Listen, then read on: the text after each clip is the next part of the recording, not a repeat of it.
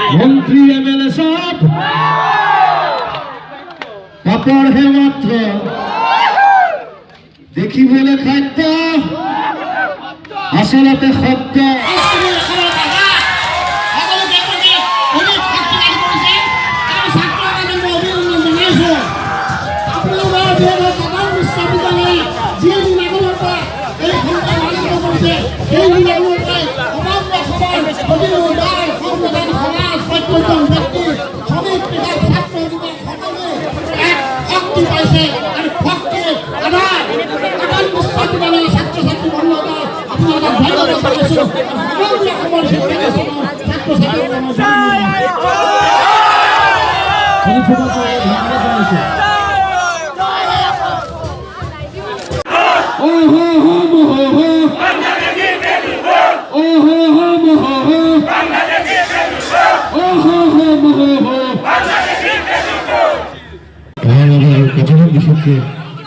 ধন্যবাদ জানাবলৈ গোটেই সুন্দৰ প্ৰচেষ্টা দিলে আৰু সকলোবিলাক বেছি কথা ক'ব মই সবাই মাত মাতি খালি যেতিয়া দৰকাৰ হয় গতিকে ধন্যবাদ কওঁ বিজেপি চৰকাৰৰ মতে বিজেপি গোটেইখিনি গানখন লৈ আছিলোঁ তাৰপিছত কংগ্ৰেছৰ লগত আছিলোঁ দেই কিন্তু মই কংগ্ৰেছৰ বিজেপি নহয় প্ৰথম কথা মই ছ'চিয়েলিষ্ট सोसाइटी लोग থাকে ভাল পাওঁ অলপ লেটিজিম কালচাৰ কৰোঁ আৰু যিদিনা জিকিছিলে বিহাৰখন সিদিনা মই ওজন বজাৰ কৰি আছিলোঁ সদায় মোক ফোন কৰিলে ক'লে আমি জিকিলোঁ যদি নাহা অলপ কথা পাতোঁ তো মই গ'লোঁ ব্ৰহ্মপুত্ৰ গেষ্ট হাউচত গৈ মই গৈ পেলাই কৈছোঁ সদায় জিকিলে হয় কিন্তু যদি কেতিয়া মাতে তেতিয়া মানে কয় যে কমিটিৰ যিখিনি লাগি থাকে ল'ৰা ছোৱালীবিলাক কয় যে জুবিনৰ খংটো নুঠাবা কিন্তু মোৰ সুধি থাকে দাদা আপোনাক খং উঠিছে নেকি আপুনি কিয় সুধিছে সেনে খবৰতে কৈ থৈ গৈছে ঠিক আছে এতিয়া খং উঠা সময় আছে বাৰু চ' সেইকাৰণে কৈছোঁ আপুনি একেলগে থাকক এই আমাৰ যিটো ৰেচিয়েল কনফ্লিক্ট কৰিবলৈ চেষ্টা কৰা হৈছে কেতিয়াও চৰকাৰৰ পৰা বঙালী অসমীয়া মুছলিম হিন্দু তাৰ পৰা আমি আঁতৰি থাকোঁ একো নহয় যাতে বৰ্তমান আমাৰ মাজত তেওঁলোকে যিমান পাৰে চেষ্টা কৰিব একো নাই আৰু সদায় দেখিছোঁ সৰুতে যে সদায় অসমৰ ওপৰত কিবা অত্যাচাৰ চলিয়ে থাকে কেন্দ্ৰীয় চৰকাৰে যি চৰকাৰে নহওক কংগ্ৰেছেই হওক বিজেপিয়ে হওক আৰু নৰ্থ ইষ্টখনটো ভাঙি ভাঙি শেষেই কৰিলে নাইকিয়া কৰিলে এইটো জৱাহৰলাল নেহৰুৱে আৰম্ভ কৰি থৈ গৈছিলে এইটো চলাই আছে এতিয়ালৈকে চ' তাৰ পৰা আমি আঁতৰি থাকোঁ আৰু সেয়া কোন কোন ধৰণৰ আমি যিটো আন্দোলন আৰম্ভ কৰিছোঁ সেইটো অব্যাহত থাকিব সকলো একেলগে থাকিম আৰু দৰকাৰ হ'লে ইয়াতকৈও ডাঙৰ আমি যুদ্ধ কৰিম একেলগে জয় অসম জয় অসম জয় অসম 1971 যিটো 71 আছিলে গতিকে তাৰ পিছত আৰু হিন্দু হওক মুছলমানে হওক ভগৱানে নহওক লাগিলে তাত থাকিবলগীয়া নহ'ব কথাটো ক'ব থেংক ইউ ভেৰি মাছ সংবিধানে থাকক মই আছোঁ সদায় মই থাকিম যেতিয়া দৰকাৰ হয় আৰু মোৰ ঘৰৰ ওচৰতে ফাগুলতে কালৈ আহিলেও কিবা দৰকাৰ হ'লে আৰু কোনোবা আন্দোলনকাৰীক যদি এৰেষ্ট কৰিবলগীয়া হয় মোৰ ঘৰৰ পৰা এৰেষ্ট কৰিলে হ'ল লগতে মোক এৰেষ্ট কৰিলে হ'ল ধন্যবাদ জনাইছোঁ আমি গৰিমাবাৰ পৰা কিছু কথা শুনিব বিচাৰিছোঁ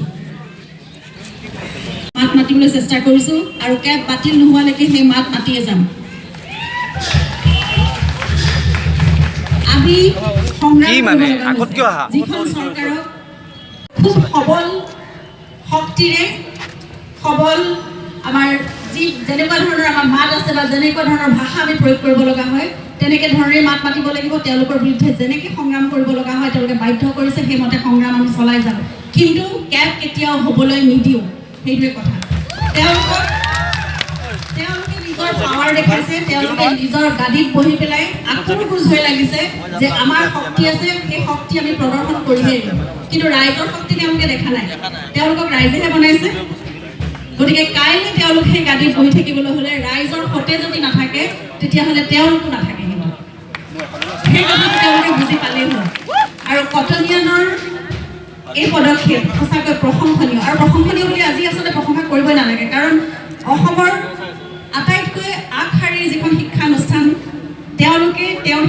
তেওঁলোকৰ সেই ছাত্ৰ শক্তিয়ে সদায় সবলভাৱে সেই সংগ্ৰাম চলাই দেখুৱাই যাব যে তেওঁলোকৰ শক্তি আচলতে কিমান আছে আৰু কেনেধৰণে সংগ্ৰামেৰে নিজক প্ৰতিষ্ঠা কৰিব পাৰে, নিজৰ শক্তি দেখুৱাব পাৰে আৰু তাৰ সন্মুখত লাগিলে চৰকাৰে আহক বা ভগৱানে আহক। গতিকে এসময়ৰ যেতিয়া কটনীয়া নাছিলোঁ, আজি মই সেই দায়িত্ববোধটো নিজে অনুভৱ কৰিছোঁ, সেইকাৰণে আগবাঢ়ি আহিছোঁ যে আজিও মই কটনীয়ান আৰু কটনীয়ানৰ ৰণসংকাৰত মোৰ এষাৰ হ'লেও মাত থাকিবই লাগিব। সেইবাবে আজি মই কটনীয়ানৰ মাজত আহি থিয় হৈছোঁ, সদায় থাকিম। গোটেই খবৰবিলাক লৈ আছোঁ এতিয়া। যোৱা কালি দিল্লীৰ পৰা আহি পাইছে সমুদ্ৰ জাহান গোটেইবিলাক। চ' মোৰ বন্ধু চিত্ৰ কালি মূৰত গৈ পেলাই প্ৰায় 1 ঘণ্টা কথা পাতিছে এই বিষয়ে। চ' কি ধৰণে আমি আগবাঢ়িব লাগিব সেইটো অলপ আলোচনা বহিব লাগিব, গোটেইবিলাক বহি চব দলখন গঠন দিব প্ৰতিনিধিসকল আছে আৰু যিবিলাক আন্দোলনকাৰী লাগি আছে। আৰু মই ভাবোঁ যে কাইলৈ চাগে এখন মিটিং হ'ব চাগে ইয়াত কোনোবা এটা জেগাত। তাৰপিছত আমি কি পদক্ষেপ লোৱা উচিত, কি ধৰণে আগবঢ়োৱা উচিত, সেইধৰণে আমি আগবাঢ়ি যাম। আৰু উগ্ৰ হ'ব নালাগে কোনো, আৰু বিক্ষোভটো মনত থাকিব লাগে, বিক্ষোভটো নিজৰ কণ্ঠত থাকিব লাগে, ভাষাত থাকিব লাগে, গানত থাকিব লাগে। সেইধৰণে আমি আগবাঢ়িম আৰু কালি পৰহিৰ ভিতৰত আমি গম পাম কি ধৰণে কেনেকৈ আগবাঢ়িম। চ' এতিয়া মই গোটেইখিনি কথা মই অকলে ক'ব নোৱাৰিম, কাৰণ ন্যায়ালয়ত যদি যাব লাগে, আমি সুপ্ৰিম কোৰ্ট যাব লাগে, আমি যাম। গোটেই অসমৰ ৰাইজ আছে, কিয় নাযাব লাগে? অভিয়াছলি যাম। প্ৰথম নামটো মই থিয় হ'ম একদম। চ' আমি আছোঁ যেতিয়া অসম থাকিব, আমি আছোঁ যেতিয়া ভাষা থাকিব, জাতি থাকিব, অসমীয়া থাকিব।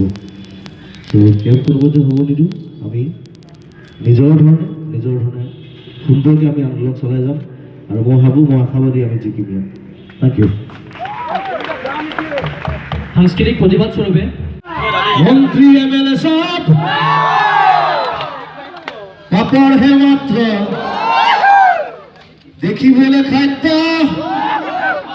আচলতে শব্দ কথা বেছি কয় যে, তাকে শুনি আমি আমাক মানে গুৰু বনাই দিছে। কথা কৈ যেন আমাৰ ব্ৰেইন নাই, আমাৰ আচলতে বেছি ব্ৰেইন আছে। পলিটিক্স নকৰিবা বন্ধু, পলিটিক্স নকৰিবা বন্ধু, পলিটিক্স নকৰিবা আমাৰ লগত, সেইটোৱে কথা। ধন্যবাদ জনাইছোঁ। আৰু হাজাৰ হাজাৰ ৰাইজ ওলাই আহিছে। আমাৰো কথা আছে, আমি অশুদ্ধ নহয়, আমি শুদ্ধতাত আমি বিশ্বাসী আৰু আমি শুদ্ধ ধৰণে শুদ্ধ প্ৰক্ৰিয়াৰে আমি প্ৰদৰ্শন কৰিছোঁ। গতিকে আমাৰ কথা মানি ল'বই লাগিব। উচ্চতম ন্যায়ালয়ৰ কাষ চাপিব নেকি? আমি দৰকাৰ আমি ন্যায়ালয়ত যাম, সুপ্ৰিম কোৰ্ট যাম। গোটেই অসমৰ ৰাইজ আছে যেতিয়া আমাৰ বিৰুদ্ধে কেতিয়াও জিকিব নোৱাৰে এই অপকৰ্মটো।